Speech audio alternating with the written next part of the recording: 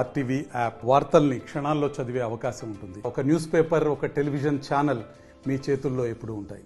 Welcome to RTV. నేను చంద్రశేఖర్. ప్రస్తుతం కరీంనగర్లో ఏం జరుగుతుంది? మంత్రి పొన్నం ప్రభాకర్ వర్సెస్ మేయర్ సునీల్ రావు మధ్య మాటల యుద్ధం జరుగుతుందా? ఏం జరుగుతుందంటే అవుననే సమాధానం వస్తుంది. కరీంనగర్లో సైతం చర్చ జరుగుతుంది. ఏంటి దీనికి ప్రధానమైనటువంటి కారణం ఏందో తెలుసుకుందాం. మనతో మేయర్ సునీల్ రావు ఉన్నారు. సార్ నమస్తే. సార్ ఏం జరిగింది అసలు? ప్రోటోకాల్ ప్రకారము ఒక రివ్యూ జరిగినప్పుడు, కరీంనగర్ కార్పొరేషన్కి సంబంధించినటువంటి రివ్యూ జరిగినప్పుడు మీకు సమాచారం ఉందా? నేను ఒకటే ప్రశ్న అడుగుతున్న పొన్నం ప్రభాకర్ గారిని. ట్రాన్స్పోర్ట్ డిపార్ట్మెంట్ రివ్యూ ముఖ్యమంత్రి గారు చేసుకుంటూ మీకు చెప్పకపోతే మీరు ఎట్లా ఫీల్ అవుతారు? బీసీ డిపార్ట్మెంట్ రివ్యూ ముఖ్యమంత్రి రేవంత్ గారు చేసుకుంటూ మీకు తెలియకపోతే మీరు ఎట్లా ఉంటారో నా పరిస్థితి ఆ విధంగా ఉంది. మున్సిపల్ కార్పొరేషన్ మేయర్గా నేనున్న పాలకవర్గం ఉన్నది. గత 4.5 సంవత్సరాలుగా అభివృద్ధి కార్యక్రమాల్లో మేము ఉన్నాము. మీరు ఏ రోజు కూడా అభివృద్ధి గురించి తెలియదు. అయినా రివ్యూ మీకు సంబంధం లేదు. కరీంనగర్ జిల్లాకు చెందిన మంత్రి గారు మీరు. ఇక్కడ గౌరవ ఉత్తమ్ కుమార్ రెడ్డి గారు జిల్లా ఇన్ఛార్జ్ మంత్రిగా ఉన్నారు. వారు వచ్చి రివ్యూ పెడితే మేము వెల్కమ్ చేస్తాం డెఫినెట్గా. అది ఇంకోటి, మీరు పెట్టే అధికారమే లేదు.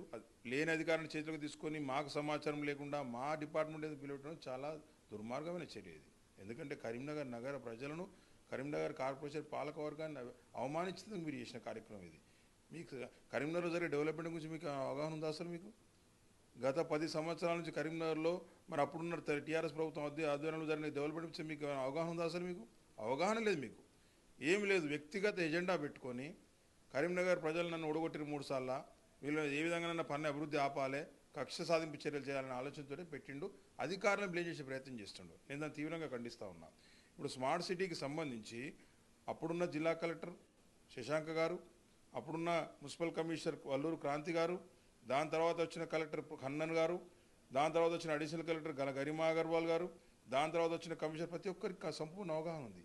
ఏది కూడా మేము ప్రిన్సిపల్ సెక్రటరీ ఎంఏయుడి వారి ఆధ్వర్యంలో మీటింగ్ జరుగుతుంది. వారి చైర్మన్ వారి సమక్షంలో, వారి అప్రూవల్ తోటి, వారి అధికారుల సమక్షంతో అప్రూవల్ తీసుకొని పద్ధతి ప్రకారం టెండర్స్ పిలిచి గవర్నమెంట్కు సిఓటీకి పంపి టెండర్స్ అప్రూవల్ తీసుకొని పనులు చేస్తున్నాం. ఎక్కడ నామినేషన్ మీద 1 రూపాయి ఇచ్చే అధికారం ఎవరికి లేదు.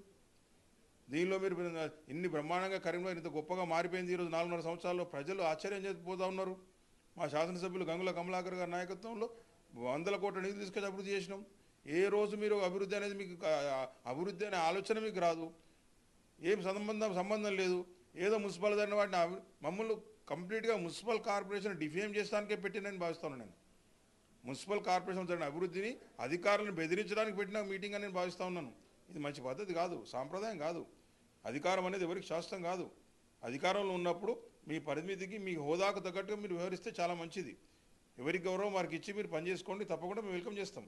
అయినా మీకు రివ్యూ పెట్టే అధికారం లేదు. నేను కలెక్టర్ గారిని రిటర్న్లో కంప్లైంట్ చేశాను. నేను కలెక్టర్ గారి ఆఫీసులో కలెక్టర్ గారి సమక్షంలో రివ్యూ జరిగితే కన్సర్న్ మేయర్కు, కన్సర్న్ పాలకవర్గ సభ్యులకు సమాచారం లేకపోవడం అనేది ఎంతవరకు సమంజసం? ఇది కరీంనగర్ నగర ప్రజలు అవమానిస్తున్నారా అని నేను భావించాను.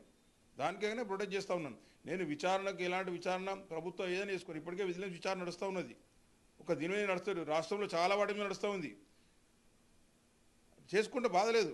మేము అన్ని వెల్కమ్ చేస్తాం. మా పరిధి పాలకవర్గ సభ్యులుగా, మేయర్గా అడ్మినిస్ట్రేటివ్ శాంక్షన్ వరకే మా పరిధి. పనులు జరిగేటప్పుడు కానీ, పనులు నాణ్యత ప్రకారం చేయించేది కానీ, బిల్స్ ఇచ్చేది కానీ, ఆడిట్ చేసేది కానీ అంత అధికారులే. వాళ్ళ దగ్గర చెక్కులు అవుతాయి. మేమే చెక్కులు రాసియాం. మేము ఎక్కడ సింగిల్ పని కూడా నామినేషన్ మీద ఇవ్వాలి. ఎక్కడ కూడా మాకు ఇచ్చే అధికారమే లేదు. ఫస్ట్ ఇవన్నీ ఏం తెలియకుండా మాట్లాడతారు. ప్రతి ప్రాజెక్టు మీద మా ముద్ర ఉంది. కరీంనగర్ ప్రతి రోడ్డు మీద, ప్రతి డ్రైన్ మీద, ప్రతి దాని మీద మా మంత్రి గారిది, మాది ముద్ర ఉంది. మా పాలకవర్గ సభ్యుల ముద్ర ఉంది. కష్టపడి పనిచేసినాం. కరీంనగర్ నగరాన్ని డెవలప్ చేయాలని ఉద్దేశించి పనిచేసినాం. మేము ఈ విధంగా ఆరోపణలు చేస్తే ఎట్లా? అంటే కరీంనగర్ అభివృద్ధి సంక్షేమం కోసమే తాను రివ్యూ ఏర్పాటు చేశాను, రివ్యూలో మీరందరూ కూడా పాల్గొన్నారు, ప్రతిసారి కూడా మీకు అందుబాటులో ఉంటా అని చెప్పేసి ఆయన ఒక ప్రకటన చేయడం జరిగింది. మీడియాతో కూడా మాట్లాడడం జరిగింది. దీంట్లో ప్రధానంగా బీయింగ్ ఏ మేయర్, అంటే కరీంనగర్ కార్పొరేషన్కి సంబంధించి మేయర్గా ఉన్నటువంటి మీకు పాలకవర్గానికి సమాచారం లేదనేదే ప్రధానమైన అభ్యంతరమా? First of all Ponnam Prabhakar గారికి కరీంనగర్ జిల్లాతో సంబంధం లేదు. ఆయన ఓటు హక్కు కూడా హుస్నాబాద్కు మార్చుకున్నాడు. ఆయనే కాదు, వాళ్ళ ఫ్యామిలీ అన్నదమ్ములందరూ కూడా హుస్నాబాద్కు మార్చుకున్నారు. కరీంనగర్ని వదిలిపెట్టిపోయిండు. హుస్నాబాద్ అనేది ఇప్పుడు సిద్దిపేట జిల్లాలో ఉంది. వారికి ఇచ్చే పోలీస్ ఎస్కార్ట్ సెక్యూరిటీ కూడా సిద్దిపేట జిల్లా ఇస్తూ ఉన్నారు.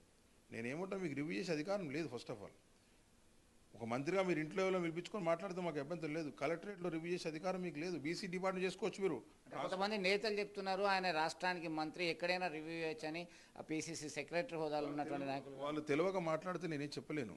నేను యాజ్ పర్ బిజినెస్ రూల్స్ ప్రకారం నేను మాట్లాడుతూ ఉన్నా. ఇప్పుడు ఒక మంత్రి ట్రాన్స్పోర్ట్ మినిస్టర్ ట్రాన్స్పోర్ట్ మీద రివ్యూ చేయాలి, ట్రాన్స్పోర్ట్ మినిస్టర్ ఎక్సైజ్ రివ్యూ చేస్తారు ఎక్కడన్నా? బీసీ మంత్రిపై బీసీ మీద రివ్యూ చేయాలి, బీసీ మంత్రిపై వేరే డిపార్ట్మెంట్ రివ్యూ చేస్తారండి ఎక్కడన్నా? అట్లా కాదు. నేనేమంటాను, ఉత్తమ్ కుమార్ రెడ్డి ఇన్ఛార్జ్ మంత్రి, వారికి గౌరవిస్తాం, మేము వారు హానర్ చేస్తాం. వారు వచ్చి రివ్యూ చేస్తే తప్పకుండా మాకు సమాచారం ఉంటుంది. సమాచారం లేకపోతే వారిని కూడా అడుగుతాం మేము. ఎందుకంటే ఒక డిపార్ట్మెంట్ మీద ఇంటర్వ్యూ చేసినప్పుడు దానికి పాలకవర్గం ఉంది కదా. పాలకవర్గం లేని డిపార్ట్మెంట్ అయితే మాకు సంబంధం లేదు. పాలకవర్గం ఉన్నప్పుడు మేము కూడా అక్కడ ఉన్న వారికి డౌట్స్ వస్తే మేము అక్కడనే క్లారిఫై చేస్తాం. మేము ప్రతి దాని మీద అవగాహన ఉందండి మాకు. ఇంటిగ్రేటెడ్ కమాండ్ కంట్రోల్ సెంటర్ అంటే ఏంటిది వారికి ఏం తెలియదు. ఎవరో రాసిన స్క్రిప్ట్ చదువుతా ఉన్నారు ఆయన. మాకు తెలుసు. మేము ప్రతి దానిలో మేము ఏం పెట్టాలి, ప్రజలకు ఏం కావాలి, ప్రజలకు ఏదైతే మంచిగా ఉంటుంది, కరీంనగర్ నగర ప్రజలు ఏం కోరుకుంటున్నారంటే పెట్టాం. మేము దాని ప్రకారంగా పనులు చేసినాం. కరీంనగర్ నగరాన్ని ఇప్పుడు 4-5 సంవత్సరాల తర్వాత వచ్చిన వాళ్ళు చూస్తే చాలా ఆశ్చర్యపోతున్నారు. ఇంత డెవలప్మెంట్, ఇంత ట్రాన్స్ఫార్మేషన్ ఎట్లా జరిగింది అనేది. ఆ విధంగా పనిచేసినాం, కష్టపడి పనిచేసినాం లేదా ఆరోపణలు వస్తే ఆరోపణలు కన్నమండలు చేస్తారు. మేము బాధపడడం లేదు. ఎక్కడ వారు ఎలాంటి విచారణ ఇవ్వాలి జరుపుకున్నా ఒక అభ్యంతరం లేదు. We are not at all bother. వాళ్ళ లెక్క మేము అది కూడా చెప్పినాం. మీ ఆరోపణలు చాలా వచ్చినాయి, మీ మీద కూడా ఆరోపణలు వస్తున్నాయి 6 నెలల లోపలే. వాటి మీద విచారణ చేయించుకోండి. మీకు నిజంగా చిత్తశుద్ధి ఉంటే వాటి మీద విచారణ చేయించుకోండి. ఊరికే వచ్చి కరీంనగర్ ప్రజలు 3 సార్లు నాకు ఓటేయలేదు, కరీంనగర్ ప్రజల మీద కక్ష తీర్చుకోవాలి, కరీంనగర్ అభివృద్ధిని ఆపాలి, కరీంనగర్లో పనులు ఆపాలి, అధికారులను బెదిరియాలి, పాలకవర్గాన్ని డిఫేమ్ చేయాలి అనే ఉద్దేశం మంచి కాదని చెప్తాను. మొత్తం మీద ఒకటి పాలక వర్గానికి సంబంధించి మేయర్కి సమాచారం లేకుండా రివ్యూ ఎట్లా చేస్తారు అనేది నెంబర్ 1. నెంబర్ 2, వారంతా కూడా ప్రస్తుతం ఓటర్లే కాదు, ఉస్నాబాద్కి ఓటు హక్కును మార్చుకున్నారు. ఇక్కడ ఇన్ఛార్జ్ మంత్రిగా ఉన్నటువంటి ఉత్తమ్ కుమార్ రెడ్డి గారు రివ్యూ చేస్తే మేము ఆనర్ చేస్తాం, వెల్కమ్ చేస్తాం, ఎలాంటి విచారణ జరిపించుకున్నా అభ్యంతరం లేదు. ఒక శాఖకు సంబంధించినటువంటి మంత్రి ఆ శాఖకు సంబంధించినటువంటి రివ్యూ చేస్తే బాగుంటుంది, కానీ వేరొక శాఖలో ఎట్లా చేస్తారనేటువంటి క్వశ్చన్ వస్తుంది. మొత్తం మీద ఇదొక మేయర్ వర్సెస్ మంత్రి అనేటువంటి దానికి ఊతమిచ్చే విధంగా ఉంది. ఇప్పటికైనా కనుక ఒక కోఆర్డినేషన్ ఉంటుందా, ప్రోటోకాల్ పాటిస్తారా, వేచి చూడాల్సిందే. లేటెస్ట్ అప్డేట్స్ కోసం వాట్సాప్ ఛానల్ ని ఫాలో చేయండి అండ్ లింక్ డిస్క్రిప్షన్ లో ఉంది.